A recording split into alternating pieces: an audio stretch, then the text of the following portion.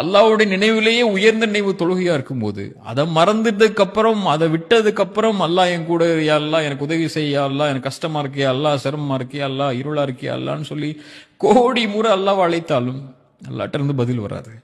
இப்போ ஒரு மனிதனுக்கு அல்லாஹ் கொடுக்கக்கூடிய தண்டனையிலேயே மிகப்பெரிய தண்டனை அவனுடைய அன்புல அவனை விட்டு அல்லாஹ் தூரமாகிறது. அப்படி செய்யணுமா, அல்லாஹ் உங்களை விட்டு தூரமாகணுமா, ஒரே ஒரு செயலை செஞ்சுருங்க, அல்லாஹ் உங்களை விட்டு தூரமாயிருவா. தொழுகை விட்டுருங்க. அல்லாஹ் உள்ளச்சத்தோடு பயப்படக்கூடியவங்களுக்கு தொழுகை மிக முக்கியமான அடிப்படையான ஒரு ஆயுதம். அவங்களுக்கு அதை எடுத்துக்கொள்வாங்க. சோதனை வரும்போது அல்லாஹ் முன்னாடி போய் நின்றுவாங்க.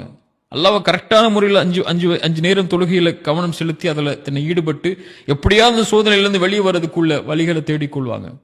அல்லாஹ்வை மறுக்கக்கூடியவங்க தான் அல்லது அல்லாஹ்வை மறக்கக்கூடியவங்க தான் பாவங்கள்ல போய் தன்னுடைய வாழ்க்கையில் இருக்கக்கூடிய சோகங்களுக்கோ பிரச்சனைகளுக்கோ வழி தேடி அதையும் தங்களுடைய வாழ்வில் இருளுக்கு உள்ளாக்கி கொள்வாங்க.